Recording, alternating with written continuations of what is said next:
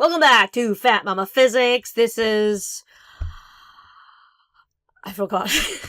I know it's the second to last video because I'm almost done with this topic. Topic D1, gravitational fields. And we have having mascots, Little Pig, and Shin Shin. Shin Shin is sick. He has many concerts and he has gotten sick.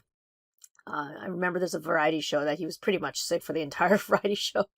And he had a lot of songs that he had to memorize and sing within a week. Amazing talent. Anyway, so this video is after our escape velocity, where we talked about the escape velocity is the minimum speed required for an object to escape the gravitational influence of a point mass. And we did some derivations in their last lesson, and today, or this video, will go over some examples. There's one example that I want to go over, which is about Schwarzschild Radius, about black holes. So what is a Schwarzschild Radius? So imagine if I take... Oh, actually, Little Pig's perfect for this. If I take an object and I compress it, and by increasing the density to the point where the particles are squished so tightly and closely packed where it undergoes gravitational collapse that we would get in a black hole. To achieve that level of density would be emanating the effects of a black hole. So essentially, here the Schwarzschild radius is the radius or the size needed for a star to achieve a density that is similar to that of a black hole, in which not even light can escape from it. And we also use it to find the actual radius of the black hole. And if you also heard of the word event horizon, where it's the point of no return where light cannot escape, so that's kind of that's where the Schwarzschild radius extends off to. So in question A is great because we will get a chance to derive this, since if light cannot escape from it, so then what would be the escape velocity or hypothetical escape velocity from a black hole or any object that has a Schwarzschild radius? And if you thought, oh, the escape velocity is the speed of light, then we are on to something. So to start off, we can use the equation we derived in our last lesson or directly from your data booklet. The escape velocity is equal to the square root of big G, big M, over R. If you caught a mistake, congratulations, you did. There's supposed to be a 2 in front of that because otherwise we'd be finding the orbital speed. Escape velocity, more speed is required. And a couple of things to add on here is, number one, this R here. This R, typically speaking, would be the size of your object. So if I squish Little Pig, and specifically the Schwarzschild radius. So I'm just going to put S there. Instead of VSC, that would be the escape velocity. And since we know this is the speed of light, we just change that to a C. The rest of this is pretty simple. You just do some basic algebra to solve for RS. So if you want to take this opportunity to pause the video and do it yourself, great. So here of course, to get rid of the square root, square both sides. So then we will be left with C squared is equal to 2 big G, big M over Schwarzschild radius. And the last step here is to multiply Schwarzschild radius up to the top. And I guess 2 steps, because we also have to divide out C squared from both sides of the equation. Pardon me for doing things all in one step. You guys are almost grade 12s or grade 12s already, so hopefully that shouldn't be too bad to see from an algebraic perspective. So we got Schwarzschild radius, RS, is equal to 2 big G, big M over C squared, which is what's left over, and getting exactly that. Funny thing, I read somewhere recently or watched something recently about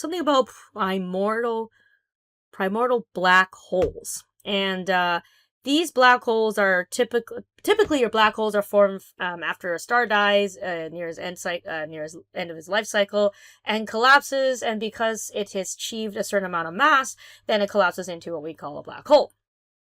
Primordial black hole don't come from that come from that pathway. They are formed near the beginning or close to, not shortly after the Big Bang, within how many seconds? I can't remember the numbers, but they are much smaller, and they are created due to the irregularities in the distribution of mass within that short time frame right after the Big Bang. And because at that point the density of mass is still very high, it is not difficult to have these pockets of high mass density, which we call these primordial black holes. And some of them, we have some evidence that I can't remember this part, but they are, if they have a certain amount of mass to begin with, they might have stayed around long enough for us to be able to detect them now. And in fact, this is something that has shed some light to dark matter as well, in which, because we supposedly there's a good amount of dark matter in the universe which we cannot find, and this is kind of where we think they reside, in these primordial black holes. Very interesting topic. And of course, if you're interested, there are some cool things, of course, you can search up online. Some of them I've looked at, sources I've seen, and NASA's great, of course. Astronomy.com is also good, I think. There's this one, and of course, there's some other articles you could look into, primordial black holes and its association with dark matter. Anyways, I'll see if I can link some of those in the description of this video.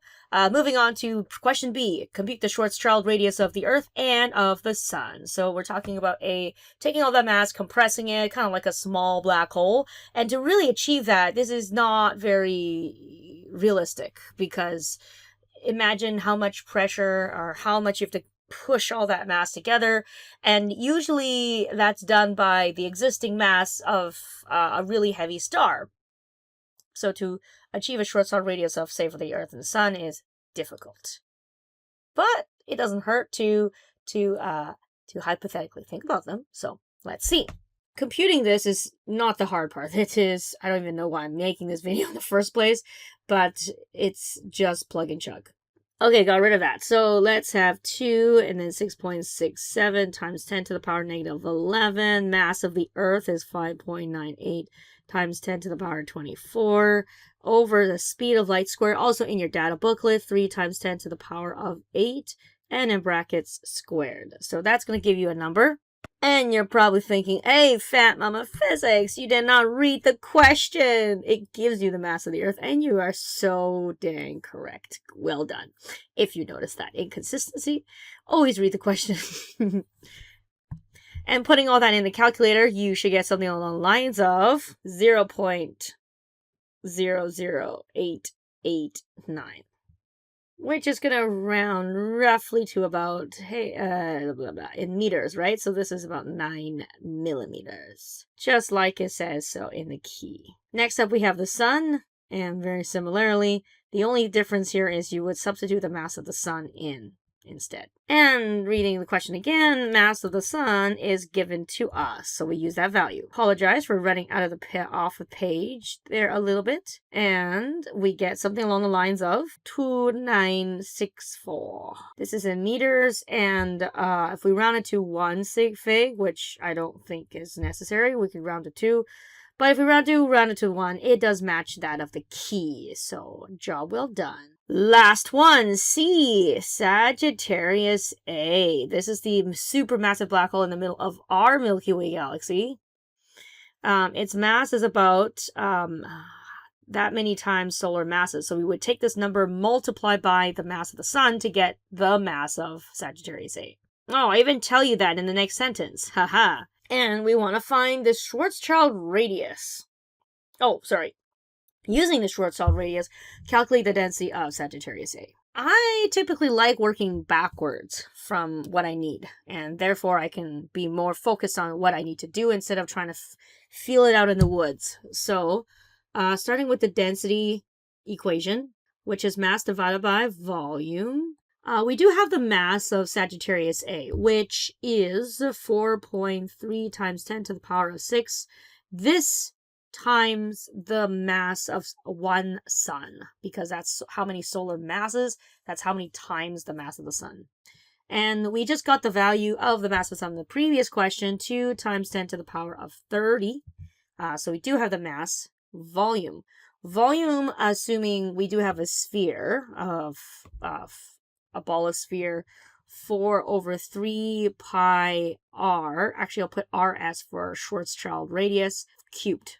It seems like that would be the only thing we need then. So we go and find out what Schwarzschild Radius of this black hole. So that's 2 big G big M over speed of light squared.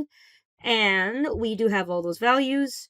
2 times the gravitational constant, 6, 7. And the mass is given to us, 4.3 again, times 10 to the power of 6 times 2 times 10 to the power of 30. By the way, if you're doing this question by substituting everything into your density equation and putting in all those values at the end, kudos to you. You are doing a better job than I am, because you probably would be finding out that maybe some of the values could be canceling each other.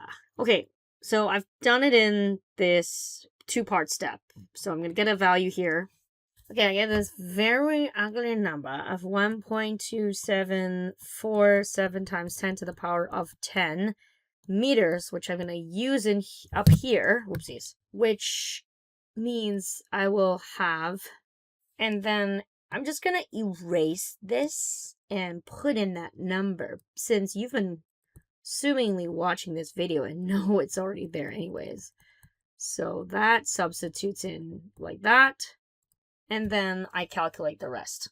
Then I get 991,230.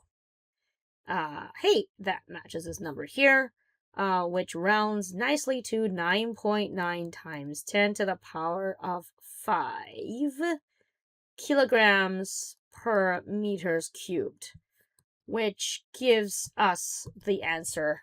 So, and yeah, you could, oh shoot, that's 5 and not 3, and that is roughly about 10 to the power of 6, which this 9 here could arguably round this up to 10, which then becomes 10 to the power of 6. So hopefully this video wasn't too bad. Calculations were relatively simple.